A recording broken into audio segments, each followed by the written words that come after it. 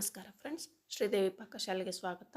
ನಾನು ಇಂದು ಒಂದು ಒಳ್ಳೆಯ ಹೆಲ್ದಿಯಾಗಿರುವ ಫ್ರೈಡ್ ರೈಸನ್ನು ಯಾವ ರೀತಿ ಮಾಡಬೇಕೆಂದು ತೋರಿಸಿಕೊಡುತ್ತೇನೆ. ಇದಕ್ಕೆ ನಾನಿಲ್ಲಿ ಯಾವುದೇ ರೀತಿಯ ಸಾಸ್ಗಳನ್ನು ಕೂಡ ಬಳಸಿರುವುದಿಲ್ಲ.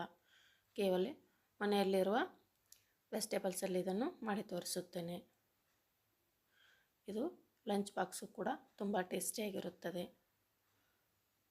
ಹಾಗಾದರೆ ಈ ರೆಸಿಪಿ ನಿಮಗೂ ಕೂಡ ಇಷ್ಟವಾದರೆ ಪ್ಲೀಸ್ ಒಂದು ಲೈಕ್ ಮಾಡಿ, ಶೇರ್ ಮಾಡಿ, ಕಮೆಂಟ್ ಮಾಡಿ ಮತ್ತು ನನ್ನ ಚಾನಲನ್ನು ಇನ್ನೂ ಸಬ್ಸ್ಕ್ರೈಬ್ ಮಾಡದೆ ನೋಡಿಕೊಳ್ಳುತ್ತಿದ್ದರೆ ಪ್ಲೀಸ್ ಸಬ್ಸ್ಕ್ರೈಬ್ ಮಾಡಿಕೊಂಡು ಸಪೋರ್ಟ್ ಮಾಡಿ.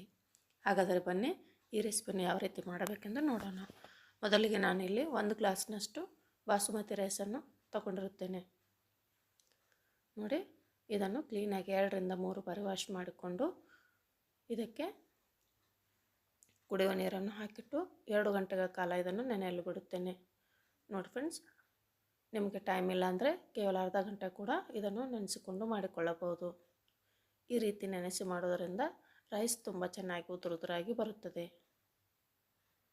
ನೋಡಿ, ಈಗ ನೆನೆದಿರುವ ಅಕ್ಕಿಯನ್ನು ಈಗ ಒಲೆ ಮೇಲೆ ಒಂದು ಪಾತ್ರೆಯನ್ನಿಟ್ಟು ಅದಕ್ಕೆ ಸ್ವಲ್ಪ ನೀರನ್ನು ಹಾಕಿ ನೀರು ಕುದಿ ಬಂದ ಮೇಲೆ ಈ ನೆನೆದಿರುವ ಅಕ್ಕಿಯನ್ನು ಹಾಕಿಕೊಳ್ಳುತ್ತೇನೆ. ಅದಕ್ಕೆ ನಾನು ಇಲ್ಲಿ ಫ್ಲೇವರ್ಗೋಸ್ಕರ ಮಸಾಲೆ 2 ಫ್ಲವರನ್ನು ಹಾಕಿಕೊಂಡಿರುತ್ತೇನೆ. ಇದಕ್ಕೆ ನೀವು ಕರಿಮೆಣಸು ಇಲ್ಲ ಲವಂಗ ಕೂಡ ಇದರ ಜೊತೆಗೆ ಹಾಕಿಕೊಳ್ಳಬಹುದು. ಈ ರೀತಿ ನೀರು ಸ್ವಲ್ಪ ಬಿಸಿಯಾದ ಮೇಲೆ ನೆನೆದಿರುವ ಅಕ್ಕಿಯನ್ನು ಅದಕ್ಕೆ ಸೇರಿಸಿ ಇದನ್ನು ಕುದಿಯಲು ಬಿಡುತ್ತೇನೆ. ನೋಡಿ ಫ್ರೆಂಡ್ಸ್, ಇದು ಪೂರ್ತಿಯಾಗಿ ಮೆತ್ತಗಾಗುವವರೆಗೂ ಕುದಿಯಬಾರದು. ಒಂದು 70% ಅನ್ನ ಬೆಂದಿದೆ ಅಂದರೆ ಸಾಕು. ಇದನ್ನು ನೀರನ್ನು ಬಸಿದು ಅನ್ನವನ್ನು ಪೂರ್ತಿಯಾಗಿ ತಣ್ಣಗಾಗಲು ಬಿಡಬೇಕು.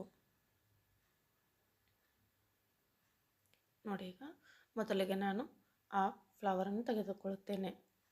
ನಂತರವನ್ನು ಬಸಿಯುವ ಬುಟ್ಟಿಗೆ ಇದನ್ನು ಹಾಕಿ ನೀರನ್ನು ಸಪ್ರೇಟ್ ಮಾಡಿಕೊಳ್ಳುತ್ತೇನೆ. ನೋಡಿ, ಈಗ ರೈಸ್ ಎಷ್ಟೊಂದು ತುರುತುರಾಗಿ ಬಂದಿರುತ್ತದೆ.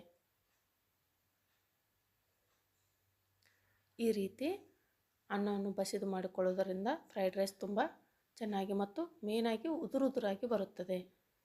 ನೋಡಿ, ಇಷ್ಟು ಬೆಂದರೆ ಸಾಕು, ಇದು ರೆಡಿಯಾಗಿರುತ್ತದೆ. ಇದಕ್ಕೆ ನಾನಿಲ್ಲಿ ಕೆಲವೊಂದಿಷ್ಟು ತರಕಾರಿಗಳನ್ನು ತೆಗೆದುಕೊಂಡಿರುತ್ತೇನೆ. ಅರ್ಧ ಬಟ್ಟಲಿನಷ್ಟು ಕ್ಯಾರೆಟು, ಸ್ವಲ್ಪ ಈರುಳ್ಳಿ, ಸ್ವಲ್ಪ ಕ್ಯಾಪ್ಸಿಕಮ್ ಮತ್ತು ಬೀನ್ಸು, ಸ್ವಲ್ಪ ಸಣ್ಣದಾಗಿ ಕಟ್ ಮಾಡಿಕೊಳ್ಳೋ ಬೆಳ್ಳುಳ್ಳಿ ಮತ್ತು ಹಸಿ ಶುಂಠಿಯನ್ನು ಮತ್ತು ಅದರ ಜೊತೆಗೆ 4-5 ಹಸಿಮೆಣಸಿನಕಾಯನ್ನು ಈ ರೀತಿ ಉದ್ದುದ್ದಾಗಿ ಕಟ್ ಮಾಡಿಕೊಂಡು ಅದರ ಜೊತೆಗೆ ಫ್ರೆಶ್ ಆಗಿರುವ ವಟಾಣಿ ಮತ್ತು ಕಾರ್ನು, ಅದರ ಜೊತೆಗೆ ಸ್ವಲ್ಪ ಕ್ಯಾಬೇಜನ್ನು ಕೂಡ ಸಣ್ಣದಾಗಿ ಕಟ್ ಮಾಡಿಕೊಂಡು ತೆಗೆದುಕೊಂಡಿರುತ್ತೇನೆ. ಈ ರೀತಿ ಸಣ್ಣ ಪೀಸ್ಗಳನ್ನಾಗಿ ಮಾಡಿಕೊಳ್ಳೋದರಿಂದ ತರಕಾರಿ ಕೂಡ ಬೇಗನೆ ಬೇಯುತ್ತದೆ. ನಂತರ ಒಲೆ ಮೇಲೆ ಒಂದು ಪ್ಯಾನನ್ನು ಇಟ್ಟು ಅದಕ್ಕೆ 2 ಸ್ಪೂನ್ನಷ್ಟು ಎಣ್ಣೆಯನ್ನು ಹಾಕಿಕೊಳ್ಳುತ್ತೇನೆ. ನೋಡಿ, ಈ ರೀತಿ ಕ್ಯಾಬೇಜನ್ನು ಕೂಡ ಉದ್ದುದ್ದಾಗಿ ಕಟ್ ಮಾಡಿಕೊಂಡಿರುತ್ತೇನೆ. ಎಣ್ಣೆ ಚೆನ್ನಾಗಿ ಬಿಸಿಯಾದ ಮೇಲೆ ಅದಕ್ಕೆ ಮೊದಲಿಗೆ ನಾನಿಲ್ಲಿ ಸಣ್ಣದಾಗಿ ಕಟ್ ಮಾಡಿಕೊಂಡು ಬೆಳ್ಳುಳ್ಳಿ ಮತ್ತು ಶುಂಠಿಯನ್ನು ಹಾಕಿ ಅದು ಹಸಿ ವಾಸನೆ ಹೋಗುವವರೆಗೂ ಫ್ರೈ ಮಾಡಿಕೊಳ್ಳುತ್ತೇನೆ. ನೋಡಿ ಫ್ರೆಂಡ್ಸ್, ಈ ರೀತಿ ಗ್ಯಾಸನ್ನು ಲೋ ಫ್ಲೇಮಲ್ಲಿ ಇಟ್ಟುಕೊಂಡು ನೀಟಾಗಿ ಇದನ್ನು ಫ್ರೈ ಮಾಡಿಕೊಳ್ಳಬೇಕು. ನಂತರ ಇದಕ್ಕೆ ಉದ್ದುದಾಗಿ ಕಟ್ ಮಾಡಿಕೊಂಡಿರುವ ಹಸಿಮೆಣಸಿನಕಾಯನ್ನು ಸೇರಿಸಿಕೊಳ್ಳುತ್ತೇನೆ. ಇದಕ್ಕೆ ಹಸಿಮೆಣಸಿನಕಾಯಿ ಬದಲು ಖಾರದ ಪುಡಿಯನ್ನು ಕೂಡ ಹಾಕಿಕೊಂಡು ಈ ಫ್ರೈಡ್ ರೈಸನ್ನು ಮಾಡಿಕೊಳ್ಳಬಹುದು. ನಂತರ ಎಲ್ಲ ತರಕಾರಿಯನ್ನು ಎಣ್ಣೆಯಲ್ಲಿ ಸೇರಿಸಿ ಅದನ್ನು ಕೂಡ ಫ್ರೈ ಮಾಡಿಕೊಳ್ಳಬೇಕು.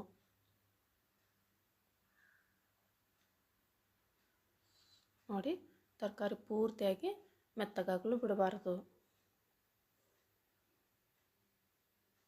ಸ್ವಲ್ಪ ಬೆಂದರೆ ಸಾಕು, ಅನ್ನವನ್ನು ತಿನ್ನುವಾಗ ಬಾಯಲ್ಲಿ ಕ್ರಂಚಿಯಾಗಿ ಬರುತ್ತದೆ. ನೋಡಿ ಫ್ರೆಂಡ್ಸ್, ಅದರ ಜೊತೆಗೆ ಹಸಿ ವಟಾಣಿ, ಅದನ್ನು ಕೂಡ ಹಸಿ ವಾಸನೆ ಹೋಗುವವರೆಗೂ ಇದನ್ನು ಫ್ರೈ ಮಾಡಿಕೊಳ್ಳುತ್ತೇನೆ.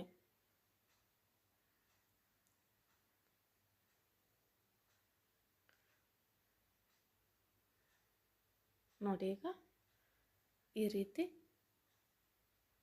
ಎಲ್ಲವನ್ನು ಹಾಕಿಕೊಂಡು ಮಿಕ್ಸ್ ಮಾಡಿಕೊಂಡು ಅದರ ಜೊತೆಗೆ ಸ್ವಲ್ಪ ರುಚಿಗೆ ತಕ್ಕಷ್ಟು ಉಪ್ಪನ್ನು ಸೇರಿಸಿ ಅದನ್ನು ಕೂಡ ಮಿಕ್ಸ್ ಮಾಡಿಕೊಂಡು ಫ್ರೈ ಆಗಲು ಬಿಡುತ್ತೇನೆ. ನೋಡಿ, ಈ ರೀತಿ ಮನೆಯಲ್ಲಿ ಸ್ವಲ್ಪ ತರಕಾರಿ ಇದ್ದರೆ ಸಾಕು, ಈ ರೈಸನ್ನು ಕ್ವಿಕ್ಕಾಗಿ ಮಾಡಿಕೊಳ್ಳಬಹುದು. ಕೇವಲ ಕ್ಯಾರೆಟ್ ಬೀನ್ಸ್ ಇದ್ದರೂ ಕೂಡ ಇದು ತುಂಬ ಟೇಸ್ಟಿಯಾಗಿ ಬರುತ್ತದೆ.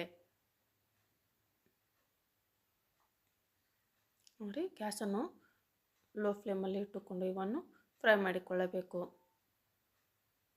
ನಂತರ ಇದಕ್ಕೆ ಸ್ವಲ್ಪ ಕ್ಯಾಬೇಜನ್ನು ಕೂಡ ಸೇರಿಸ್ಕೊಂಡು ಅದು ಕೂಡ ಹಸಿ ವಾಸನೆ ಹೋಗೋವರೆಗೂ ಫ್ರೈ ಮಾಡಿಕೊಂಡು ಅದರ ಜೊತೆಗೆ ಬಾಯ್ಲ್ ಆಗಿರುವ ಕಾರ್ನ್ ಕೂಡ ಹಾಕಿಕೊಳ್ಳುತ್ತೇನೆ.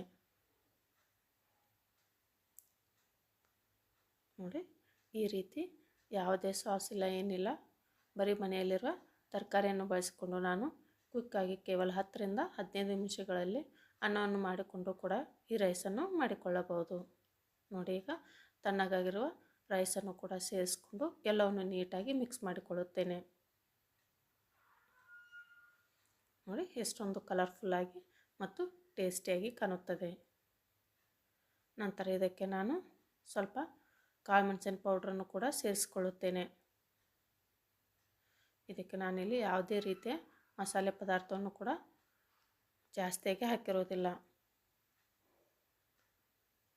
ನೋಡಿ ಫ್ರೆಂಡ್ಸ್, ಇಷ್ಟಾದರೆ ಸಾಕು, ಈ ರೈಸ್ ರೆಡಿಯಾಗಿರುತ್ತದೆ. ಇದಕ್ಕೆ ನಾನಿಲ್ಲಿ ಸ್ವಲ್ಪ ಅರ್ಧ ಹೋಳು ನಿಂಬೆಹಣ್ಣಿನ ರಸವನ್ನು ಕೂಡ ಸೇರಿಸಿಕೊಳ್ಳುತ್ತೇನೆ. ನೋಡಿ, ಈ ವಿಡಿಯೋ ನಿಮಗೆ ಇಷ್ಟ ಆದರೆ ಪ್ಲೀಸ್ ಒಂದು ಲೈಕ್ ಮಾಡಿ, ಶೇರ್ ಮಾಡಿ, ಕಮೆಂಟ್ ಮಾಡಿ ಮತ್ತು ನನ್ನ ಚಾನಲನ್ನು ಸಬ್ಸ್ಕ್ರೈಬ್ ಮಾಡದೆ ನೋಡಿಕೊಳ್ತಿದ್ದರೆ ಪ್ಲೀಸ್ ಸಬ್ಸ್ಕ್ರೈಬ್ ಮಾಡಿಕೊಂಡು ಸಪೋರ್ಟ್ ಮಾಡಿ. ನೋಡಿ, ಈಗ ಅರ್ಧ ಹೋಳಿನಷ್ಟು ಲಿಂಬೆಹಣ್ಣಿನ ರಸವನ್ನು ಕೂಡ ಇದಕ್ಕೆ ನಾನು ಹಾಕಿಕೊಳ್ಳುತ್ತೇನೆ.